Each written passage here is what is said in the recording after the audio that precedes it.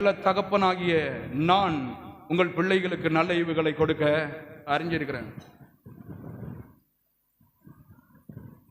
நான் எதுவும் செய்ய மாட்டாண்டவரே, நீங்கள் எனக்காக எல்லாவற்றையும் என்னுடைய ஆவி, ஆத்மா, குடும்பத்திற்கு, பொருளாதாரத்திற்கு, என் பிள்ளைகளுடைய தேவைகளுக்கு ஒரே ஒரு சோர்ஸ் எல் ஷடாய். கரங்களை தட்டி தேவனை மேம்படுத்துவோம். எல் ஷடாய். இன்னும் ஒருத்தன் வேற யூனிவர்சிட்டி கூட்டு போய் நிறுத்துறான். அதான் பண்ண போச்சு போ பிசாசு சொல்றான் ஒழுங்கி அப்படின்னு. ஆண்டவர் சொன்னாரு, இவன் இல்ல, இன்னும் ஆயிரக்கணக்கான பிள்ளைகளை சேர்க்க வேண்டும் என்றால் என்னிடத்தில் பொருளாதாரம் யாராலும் தாராளம் இருக்கிறது. அதை நீ ராத்திரி பகலும் பார்க்க வேண்டும், அறிந்து கொள்ள வேண்டும். உங்களுக்கு போதிக்கிறதெல்லாம் எதுக்கு? நான் ஏதோ பெருமையா சொல்றதுன்றதுக்கல்ல. நான் சொல்லுகிறேன், என்னை வழி நடத்தின ஆவியானவர் உங்களையும் என்ன பண்ணுவார்? நடத்துவார். உங்கள் எண்ணங்கள் முதலாவது விசாலமாக வேண்டும். ஒரு எடுத்துக்காட்டு சொல்றேன். ஒருத்தர் 100 ரூபாய் கொடுக்குறான் அப்படின்னா அதுக்கேத்த இருதயம் என்ன பண்ணி இருக்குது? விசாலமாயிருக்கு. ஒருத்தர் 1000 ரூபாய் கொடுக்குறான்னா சும்மா கொடுத்துருக்க மாட்டான். கர்த்தருடைய வார்த்தை எல்லைகளை என்ன பண்ணி இருக்குது? விசாலமாக்கி இருக்கிறது.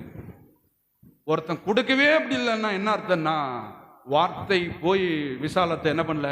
உண்டாக்கவில்லை. கற்பாறை நிலம் அப்படி கடினமா இருக்குது, முள்ளுள்ள இடம், அதை போட்டு அமுத்துது. வழி அருகே அது ஏதோ ஒண்ணு கொத்திட்டு போயிடுச்சு.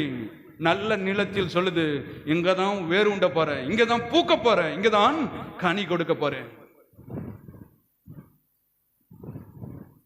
அதாங்க சொல்றாரு ஏசாயா 51:10. வாசிமா.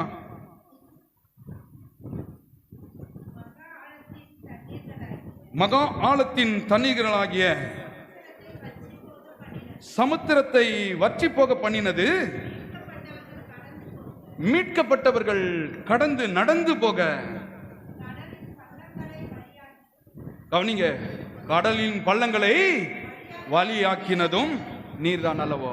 ரட்சிக்கப்படுறதுக்கு நீங்க எதையும் செய்ய வேணாம். இன்னைக்கு பாஸ்டருங்க பேச்சுங்களெல்லாம் கேட்டீங்களா, அவளை லேசில் நீங்க ரட்சிக்கவே பட மாட்டீங்க.